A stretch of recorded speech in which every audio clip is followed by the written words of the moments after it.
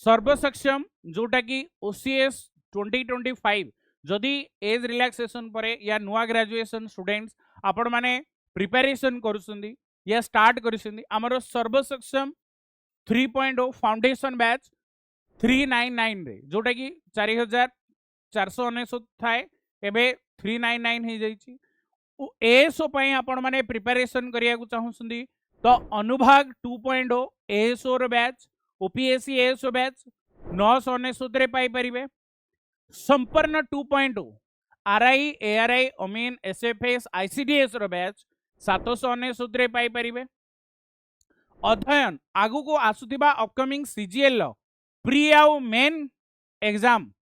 जोटा कि 799 रे आपण पाई परिबे यूनिटी इंटीग्रेटेड जदि आपण ए 2024 रो ओसीएस रे प्री आउ मेन प्रिपरेशन करूछंदी 2499 रे महापैक वन डे एग्जाम रो one stop solution one day exam तमे एएसओ सीजीएल सीएचएसएल सीआरई एगुडा पई प्रिपरेशन करूछंदी तार गोटे कंबाइन बैच 399 रे जदि नेबे सब किछि आपण माने आकु आसेस करि परिबे माय डियर लर्नर्स जे पर्यंत